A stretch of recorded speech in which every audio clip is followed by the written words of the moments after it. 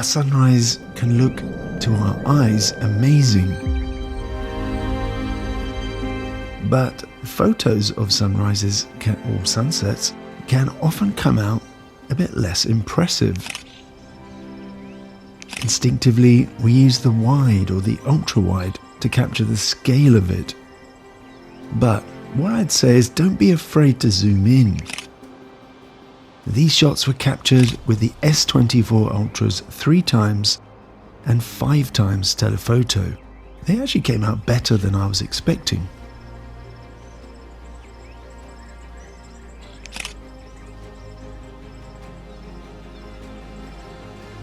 The pen of the Samsung S24 Ultra has a little button in the middle, so you can just put the phone on a tripod and then you can use this button to take a photo or to start and stop recording. And if you're in photo mode, just hold down the button and it will take a burst of photos. And you can also double tap the button to switch between front and rear cameras. If you want to quickly open your camera, just double tap the power button. This will actually work with a lot of Samsung phones, especially the recent ones. You can tap the volume button to take a photo or start recording. And if you hold down the volume button, it's going to take a burst of photos. This is the Samsung S24 Ultra, and I've installed the April the 1st update. But is it an April Fool's update? Well, watch this video to find out, because I'm going to be looking into the camera system to find out how special this system really is. So what's new? When Samsung launched the S24 Ultra back in February, they mainly focused on two aspects: the zoom capability and the new AI features. Now, firstly, the S24 Ultra comes with a new 50 megapixel 5x telephoto camera. Although the Galaxy S23 Ultra had a 10x zoom lens, so you might see this as a bit of a downgrade, Samsung says that the 5x lens also offers 10x zoom, and that is thanks to the higher pixel count on the sensor. The Galaxy S24 Ultra features a larger pixel size compared to the Galaxy 23 Ultra, now at 1.4 micrometers, which is said to be 60% bigger. The Galaxy S24 Ultra has a new AI-powered feature called Instant Slow-Mo. And rather than shooting at, say, 60 frames per second and then slowing it to 30 frames per second, the S24 Ultra uses AI to add in those extra frames, and then it just slows the whole thing down. All you have to do is tap and hold on a video in your gallery, and it will preview what it's going to look like with this slow motion added. But the question is, does it work as well as the old traditional method? I do really like the screen on the S24 Ultra. According to Samsung, the Gorilla Glass Armor panel cuts back on up to 75% reflection, and you do definitely notice it. And of course, this makes reading news and reading books and reading any websites, as well as watching movies on your phone, a more enjoyable experience. But it's also good for your photography, because with less reflection, it's easier to get the right exposure and the right focus.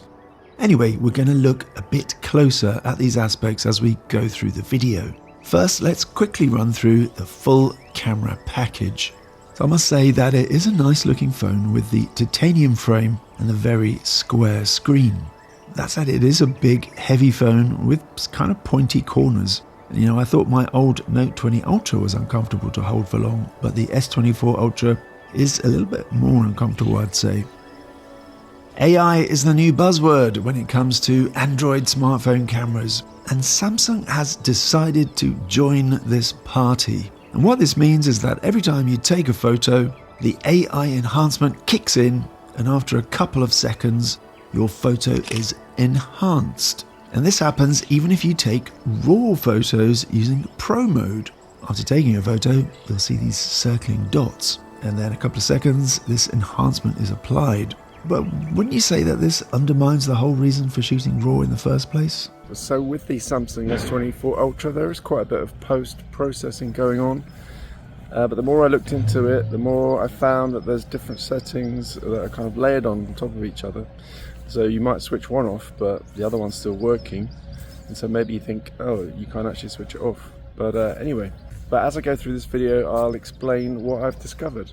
But actually, I also wonder how much is really AI, because it seems that the term AI is now being used for anything that's computational. So, I mean, is Dolby Vision AI? You almost think that if Dolby Vision was released today, that it would be called an AI feature. Samsung Galaxy S24 Ultra comes with a 200 megapixel main camera with an f1.7 aperture. There's a 12 megapixel 13mm ultra-wide camera with a f2.2 aperture. There's also a 10 megapixel 3x 67mm equivalent telephoto camera, as well as a 12 megapixel selfie camera. So far, pretty similar to the S23 Ultra. Now, the new telephoto is a 5x 111mm periscope lens with an f3.4 aperture. If you want to switch camera modes, obviously you just have to tap the mode, or you can actually just simply swipe the screen. And if you swipe the other way, you're going to switch between front and back cameras. And if you don't want it to do that, you can switch this off in the camera settings. Now, if you tap on the lens picker numbers, you get a row of preset zooms. So now you can easily switch to the framing that you want.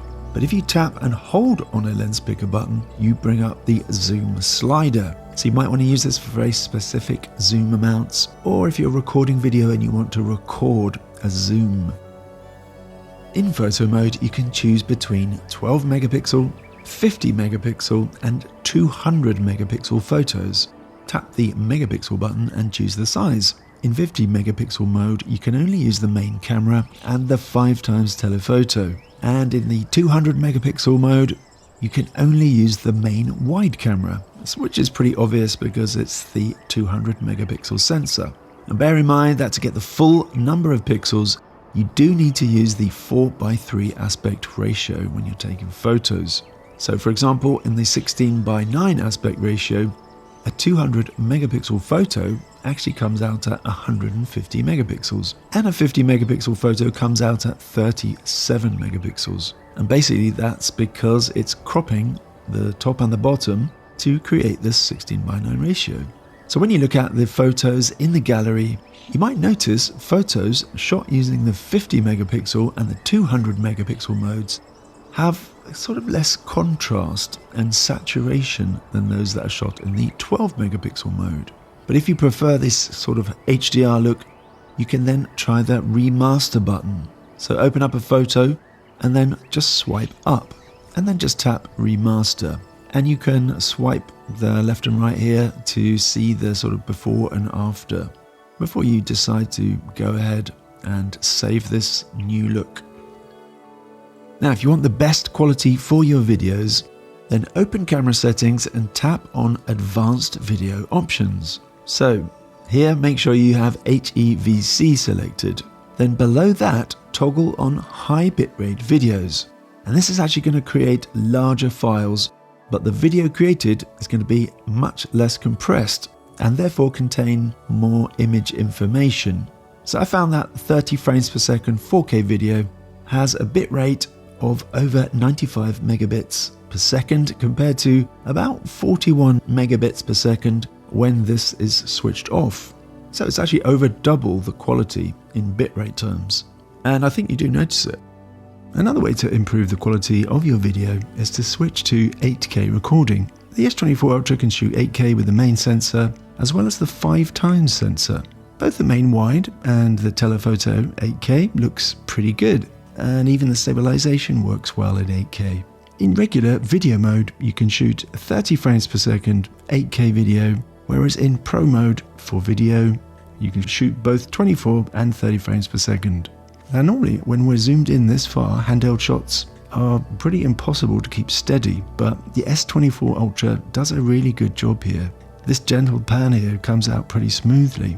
The caveat here is that the extra bitrate setting does not apply to the 8K footage. Instead, what we get is around 80 megabits per second bitrate.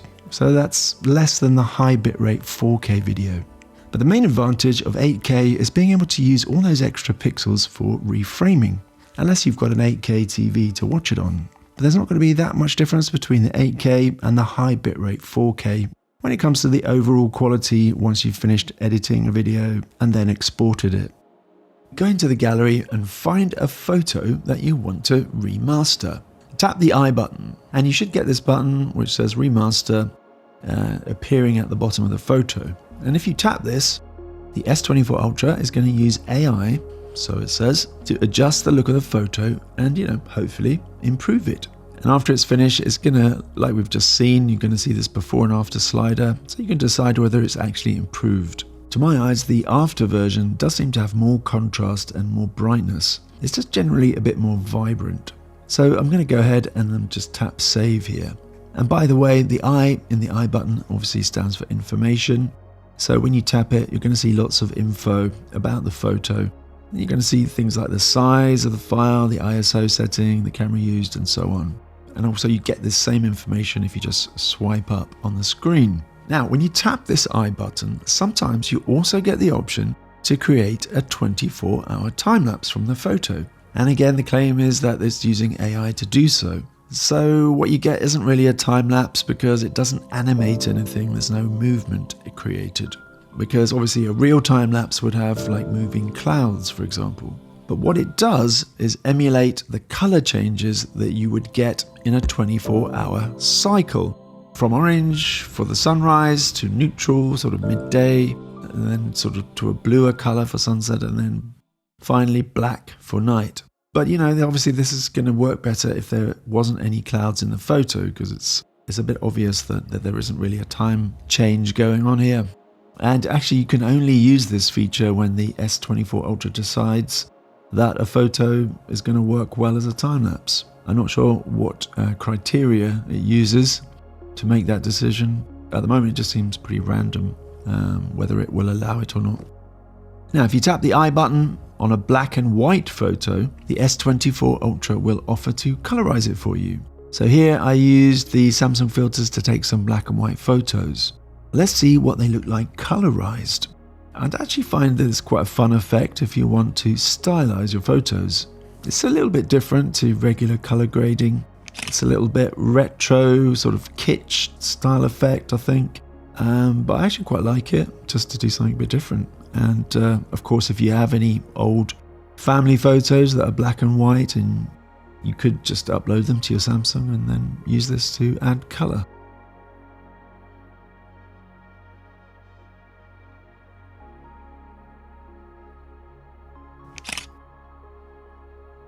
Now, if you want to remove an object from a photo, it's actually pretty easy.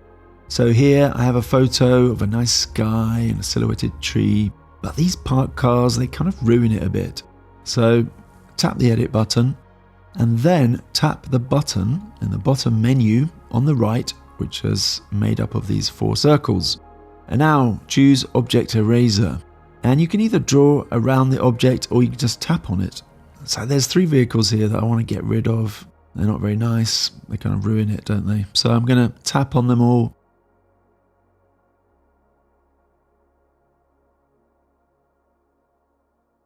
And then just tap erase. So the app just removes the objects and then it uses AI generative fill. So in this case, it is actually AI. So to replace it with something that fits the background, and boom, gone. Also, I don't really like this gravel path in the bottom right corner, so I'm just going to do the same again. Tap on it and then tap erase. So it creates this grass. It's a little bit darker than the other grass, but I think it's okay. Anyway, it's better than how it looked before, I think. So this photo looks nice except for these ugly electric cables going across the top. So let's see if the S24 Ultra can remove them. And this time I'm actually just going to draw around them. So see how when I do that, it recognizes the object and it kind of snaps in around it. So again, just tap erase and it's gone. And that's pretty good actually, although the top of the church spire is a little bit smudgy. It hasn't really sort of generated that correctly, but it's certainly better than having those black lines, I'd say. So here I just switched into portrait mode, grabbed a few shots, and I was actually impressed by how they came out. I didn't actually mess with any of the settings or anything, just some point and shoot first tests.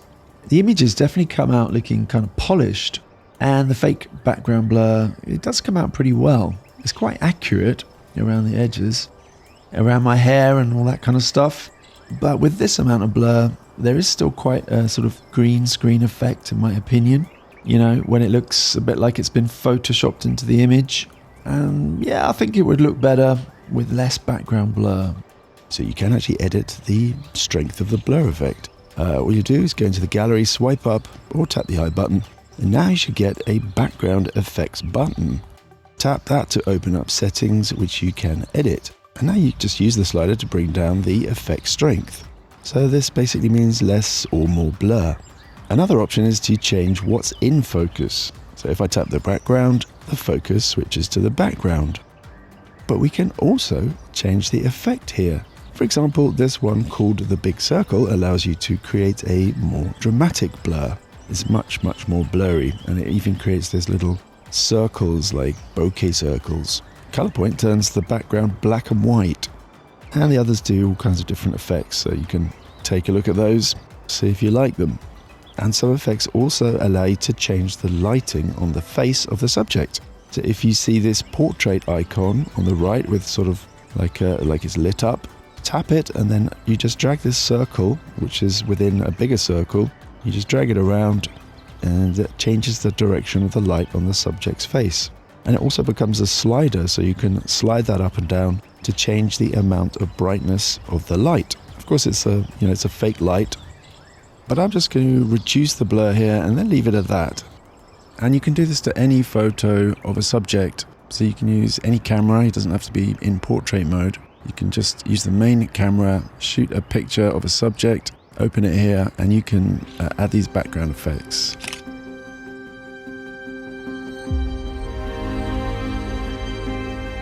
Now, Samsung S24 Ultra can shoot 4K video at 120 frames per second, but there's actually different ways to do this. So in the regular video mode, tap the settings and you're going to see that there's no 120 frames per second option.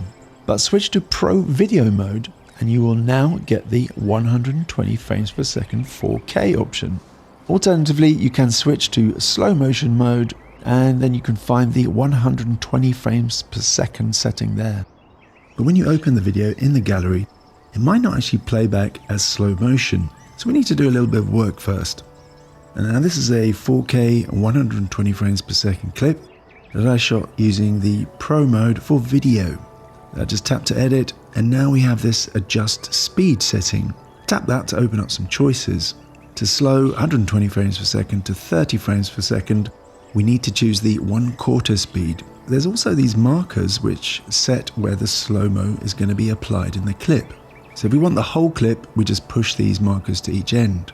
Now we can actually go slower than 1/4. We can go as slow as 1/16 here.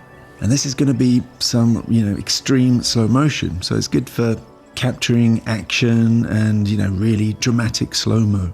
And you can actually use this to help you create smooth camera movements. So this shot I just got handheld very quickly and didn't spend ages. First take and a little bit shaky.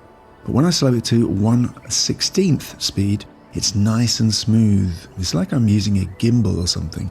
Now what it's doing is it's adding frames in.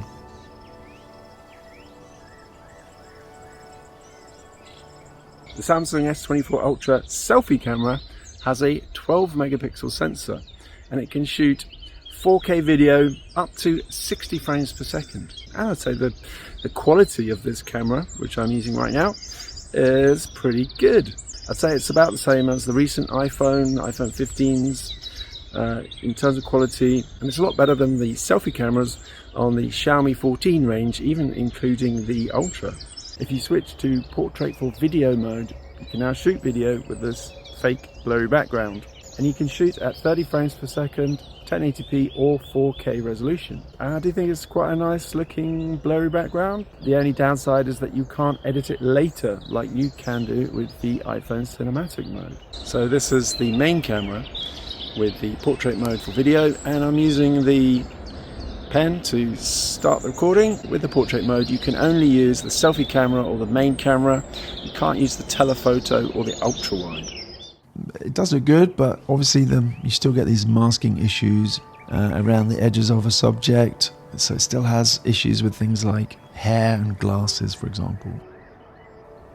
So even if you don't shoot a video in slow motion, the S24 Ultra can use AI to create it from a regular 30 frames per second video. So all you do is open the gallery and find a regular video, and then open the video, and while it's playing, you just tap and hold on the video. And while you hold, the app uses AI to add these extra frames in to slow down the video. So it's pretty cool that it can do it in real time, isn't it? And when you release your finger, the video plays at normal speed again. So if you want to create a permanent slow-mo effect, just tap the pen button to edit the video, and now tap adjust speed, and you can choose a half or 1/4 speed. Now move the markers left and right to place the slow motion where you want it in the clip. So if you want the whole clip to be slow-mo, then just move one marker to each end. When you're happy, tap save. You can always revert to the original if you don't like it. So like with a lot of AI generated stuff, the results are a little bit hit and miss. You do get weird glitches appearing in the image sometimes. In this shot of a train, it does come out okay, but if you look closer at the parts that contact the overhead cable, which are actually called pantographs, if you're curious, and you can see it gets a bit glitchy here around where these branches are and the train moving past. It all looks a bit weird, doesn't it? I'd definitely say you're better off shooting in like a fast frame rate and slowing it down, so you're not going to get these glitches.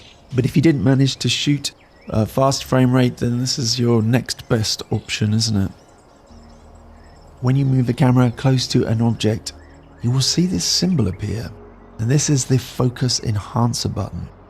Basically, this controls how the macro works on the S24 Ultra. By default, the camera will switch to the ultra-wide lens for close-up shots, but you might find that this isn't the best quality, and also you get less of a kind of bokeh background blur. So you can just tap this sort of circle button to disable it, and then you can use the other cameras to get your macro shots. In fact, you might find that the telephotos do the best job and create the sort of nicest looking photos.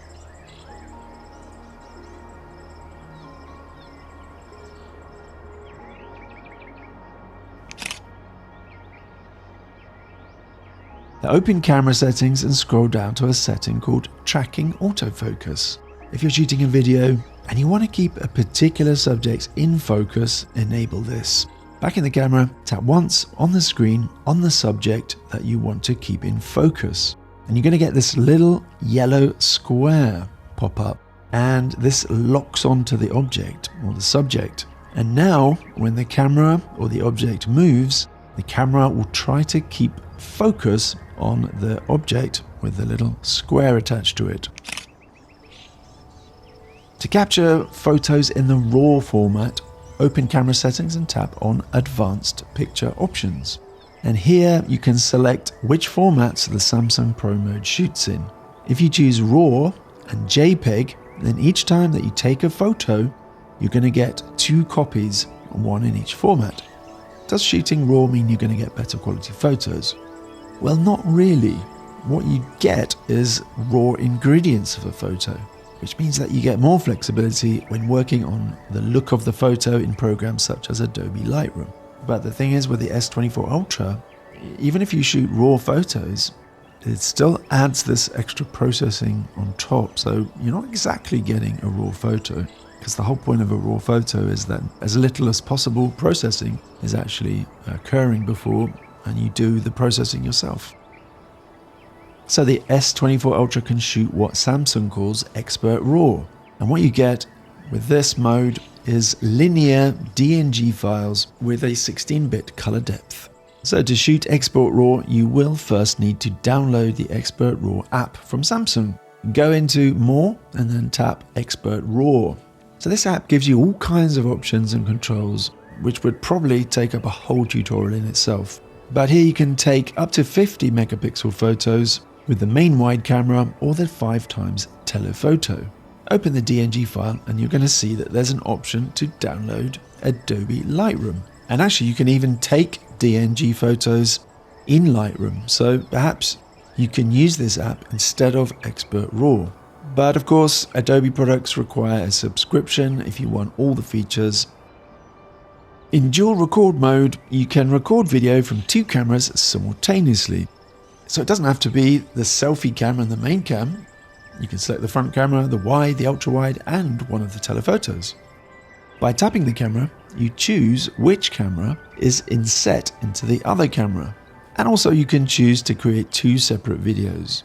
So just tap this button to switch between inset or separate. And you can also select 1080p or 4K. So this means you can actually shoot 2 4K videos simultaneously.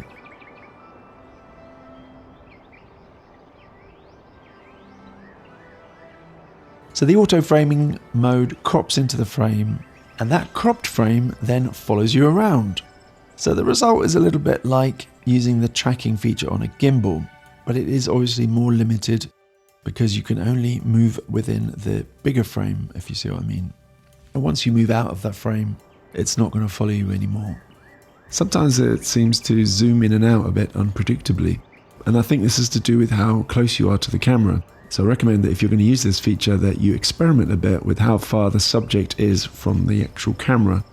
So when I was standing a little bit further away, it seemed to be able to cope better when I was moving side to side. But when I stood a bit closer, it started to zoom in and out in a clumsy way. So by default, when you take a photo with your Samsung S24 Ultra, the camera does some post-processing to improve the quality. So if you take a photo and then quickly open it, you're going to see the processing actually taking place. But if you prefer your camera not to add processing, you can reduce this, or so it says here, turn it off altogether. Open camera settings and tap on Intelligent Optimization. You now have 3 options: Maximum, which is the default; Medium, which still applies some optimization but a bit less of it; and then there's Minimum, which stops the camera adding any processing. The second setting here, called Scene Optimizer. So toggle this on and photos do generally come out brighter with a more HDR look. There's more contrast, more saturation. So if you like your photos to look instantly more dramatic, then you might like to switch this on. This is with super steady on.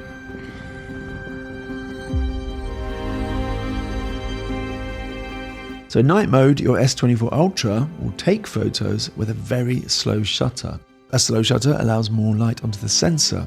How slow the shutter is going to depend how dark it is, and as well how steady the camera is.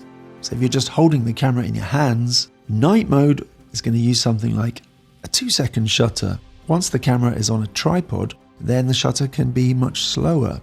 So you can just leave it in auto mode so the camera sets the shutter speed for you, or you can set it to max, in which case the longest shutter speed is going to be used.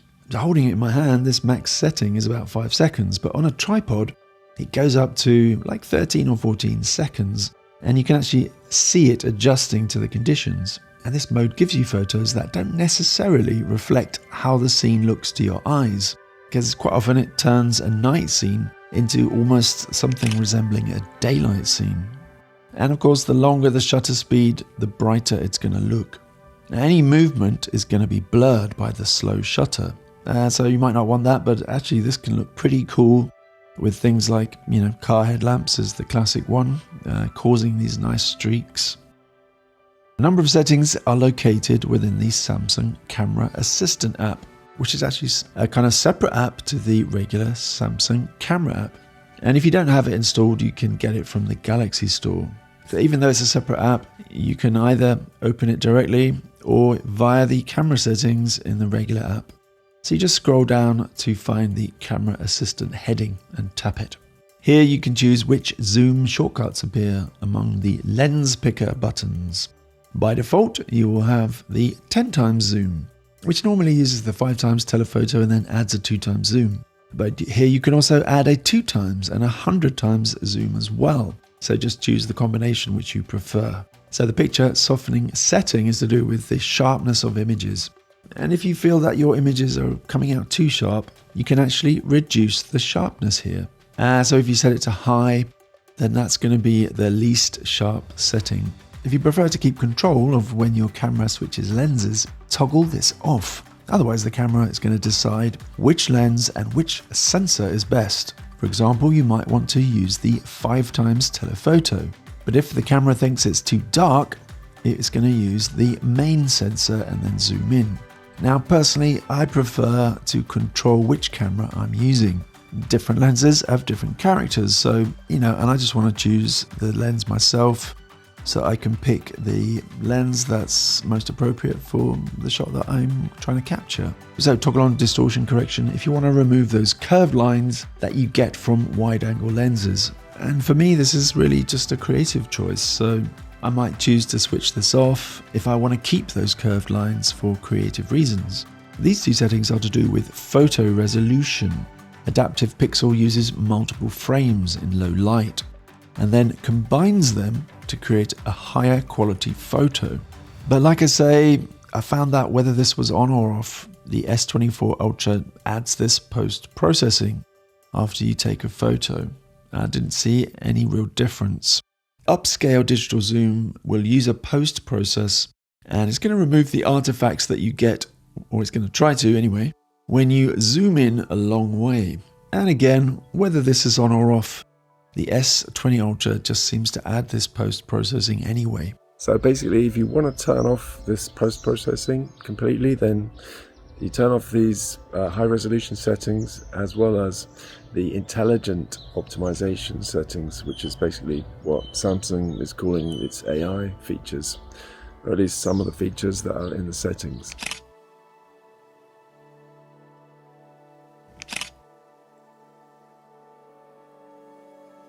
Toggle on the depth of field adapter correction if you're using a depth of field adapter, obviously. I'm sure very few people are actually going to use this, but all it does is flip the image upside down, because the thing about depth of field adapters is that they flip the image, so this just flips it back again. If you're using an anamorphic conversion lens, you can de-squeeze it using this setting. So that's nice that the Samsung comes with its own de-squeeze support. And you can choose 1.33 times or 1.55 times de-squeeze. Toggle on audio monitoring if you want to be able to monitor audio while you're using external microphones. So here you can adjust how long the screen stays on when the camera app is open and there's no activity. So by default it's set to 2 minutes, but you can set this up to 10 minutes. Now if you're recording long video clips, you can save a bit of battery by dimming the screen while you're recording. Again, you can set this to dim after 1 minute of no activity or up to 10 minutes. And finally, if you're using an HDMI display connected to your Samsung for monitoring purposes, you can toggle this on to remove the interface, and then you just get this clean image output. Yeah, so overall I think it's a pretty good device. It's got plenty of features. It's pretty powerful. You got a powerful processor driving it. You've got some great telephoto options, and then we've got all these AI processing stuff, which of course does make adjusting the settings a bit more complicated. It's like there's layers and layers of different settings. So, but once you've sort of investigated it a bit, you can get what you want. And right now I'm shooting with this high quality video bitrate, which does create much larger files, but I think it does make a difference. But if you do want to improve your videography skills, then you can join us on Patreon and you can chat to me there. I can help you out with any particular problems that you might have. And otherwise, until next time.